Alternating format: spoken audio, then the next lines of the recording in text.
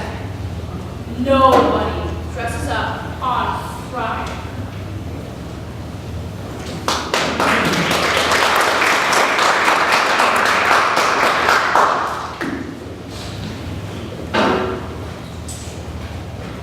I wonder what school is all about. My parents went to school, and they don't seem very smart. In our class, we glued some macaroni to a piece of paper. Then the teacher hung them up and saved them for when the parents came to visit. My mother said, "Brandon, this is a pretty picture of a bird you've done." I didn't have the heart to tell her it was just some macaroni glued to a piece of paper.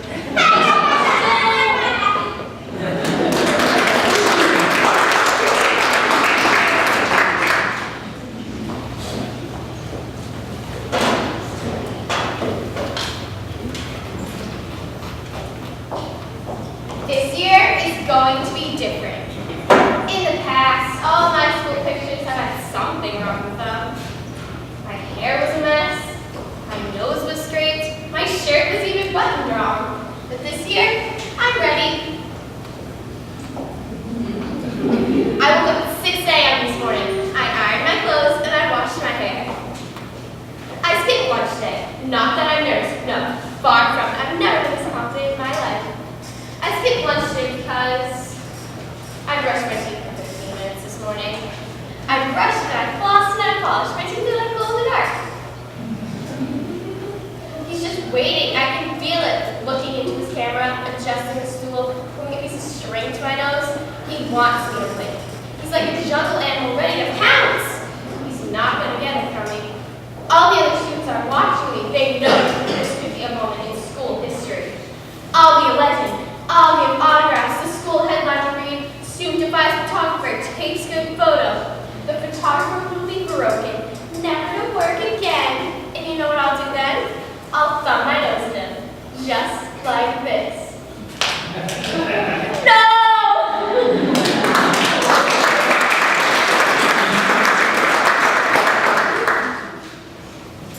12 times 12. 12 times 12. You know, it's not that I don't know this stuff, because I do.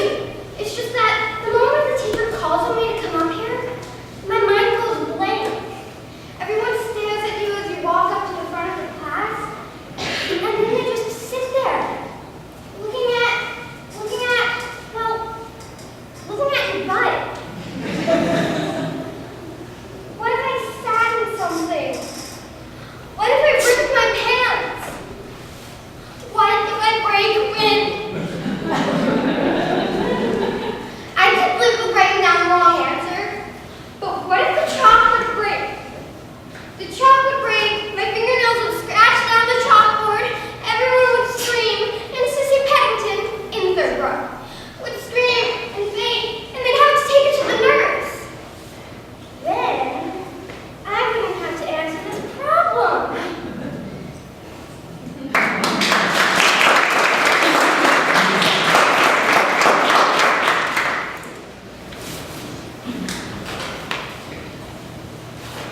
You should bring your lunch to school. That way, you could trade. Now, a sandwich is little on the open market, unless it's peanut butter.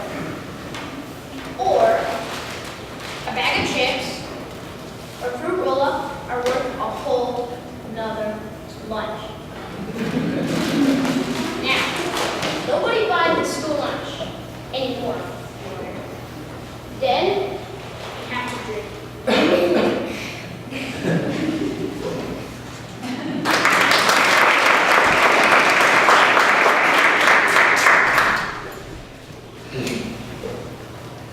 Two rules. You don't bring your lunch to middle school, and you never eat vegetables. Both are serious faux pas. But you have to be careful. The lunch ladies know that you won't eat vegetables, so they'll slip a few peas under the cheese on your pizza. Don't let this happen to you. Because if your friends know and you don't, they won't tell you until you have a mouthful of peas. And by no means can you compliment or like the food. The only exception might be when they serve hamburgers. If they give you the option, eat them every day. It'll get boring, but you'll gain prestige in the eyes of your peers. Just don't eat them like you like them, and always call them soy burgers. That always gets a good laugh. Now, mooching is the fine art of eating whatever food you can beg off your friends. Usually, it's a piece of inedible chicken and the vegetables. Eat the chicken, avoid the vegetables, and never eat the mashed potatoes. Instead, smear them all over the top of your tray and stick it to the underside of the table. Then, the next person sitting there ends up with a lap full of mashed potatoes.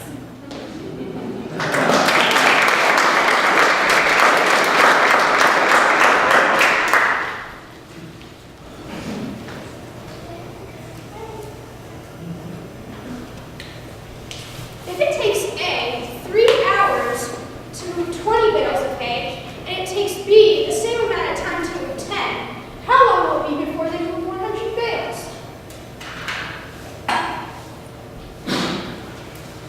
Aha! Would it be easier if the farmer hired real people to move his hay? Seriously now, if I assign a value of A to A and a value of B to B, then A plus B over 100 is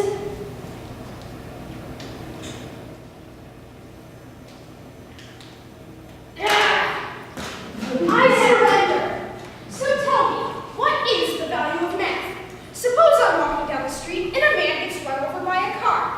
His lifeblood is leaking all over the sidewalk. What good will it be for me to shoulder my way in and announce, "I'll save him. I know the hypotenuse of an isosceles triangle." Here's another one I don't understand. Math fun day.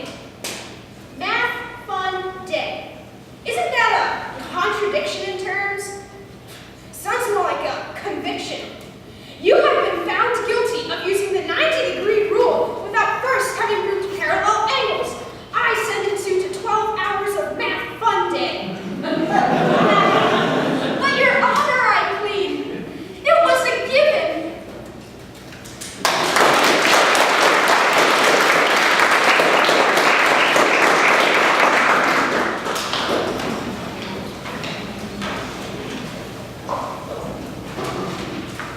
I hate Amanda. Just when you start to think she'll let you look at her paper, she moves it. So I'm looking at her paper.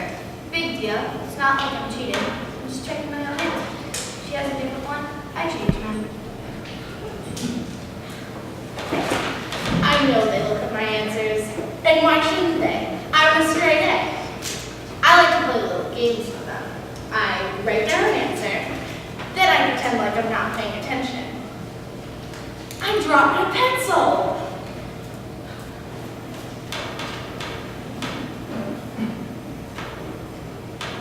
Once I know my answer has been spread around the class,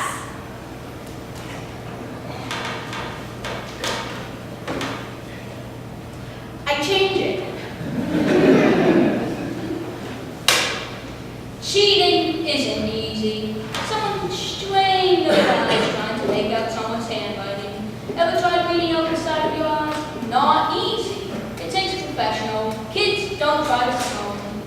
You may think this is an ordinary rubber eraser, and for that matter, so does the teacher.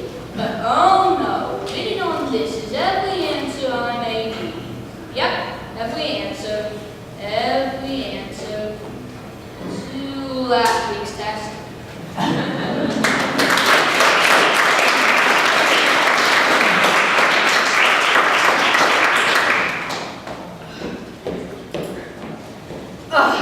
So this whole thing is all Jeff's fault.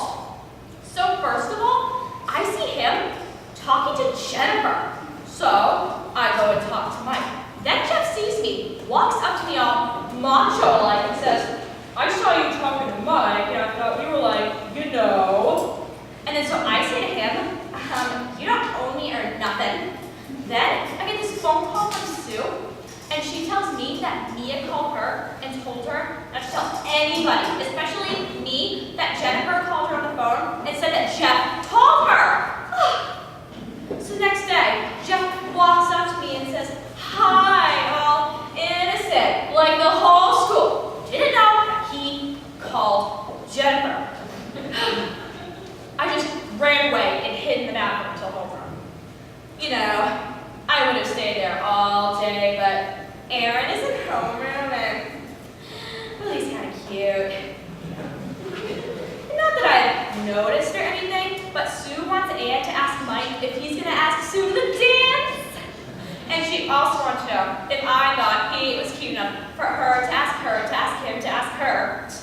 Then after all that, I got this crazy idea to make Jeff all jealous and stuff, so he'd come begging back to me. And so I could ask Harold Elman to the dance.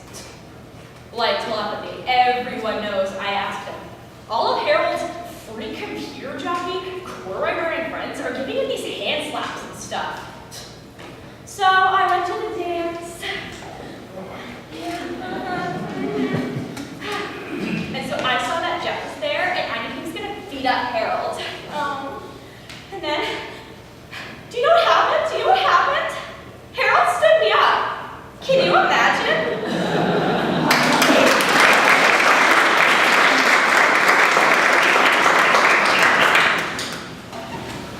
Your locker is more than just a place to store your books.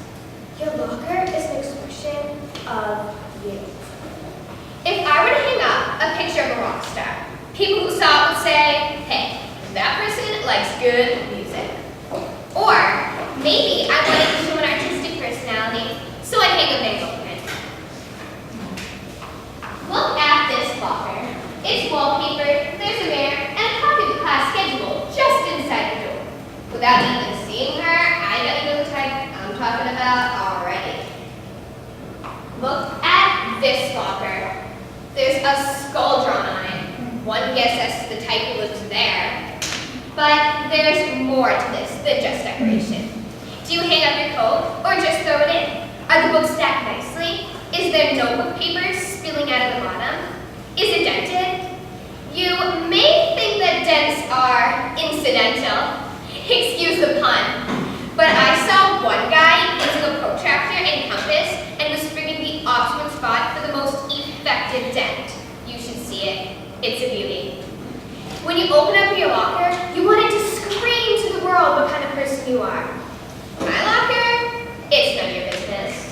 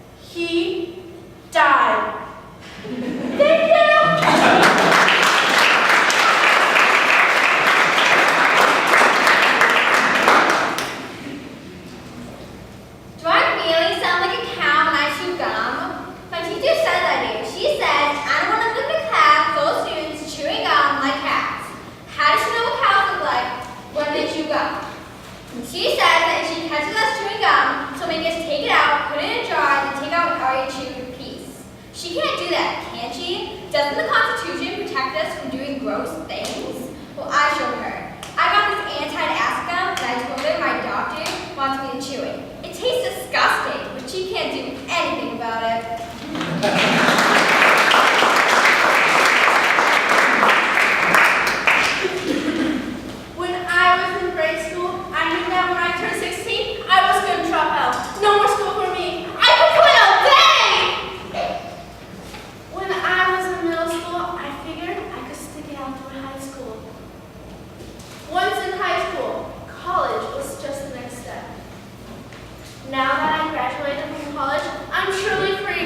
longer am I tied to what I believe was the next correct step. That's why I'm studying for my doctorate.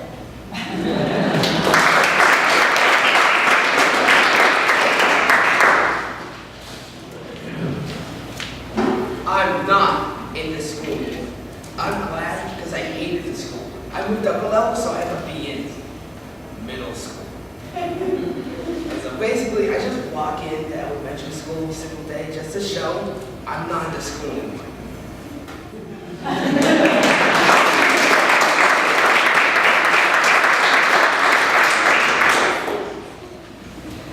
When I was in elementary school, whenever the teacher asked a question, I would wave my hand frantically whether I knew the answer or not. When I was in middle school, I would do the best I could to hide behind the person in front of me, figuring that if I couldn't be seen, I wouldn't be called on. Now that I'm in high school, I'm rarely awake for the question.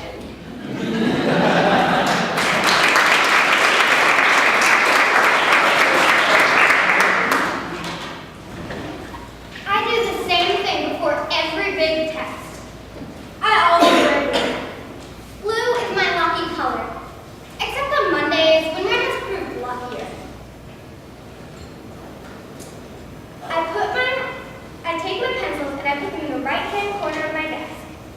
I only use 3 and I line them up by height. I take my eraser and I put it on the left-hand corner of my desk. When I'm handed the test, I take it in my right hand, then center it on my desk.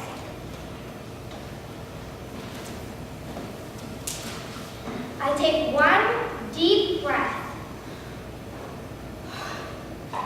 followed by 2 short ones. I always answer the last question first. If I finish the test early, I wait for someone to hand it in there before I hand in mine. I don't know if any of this works, but I would hate to find out what happened if I didn't do it.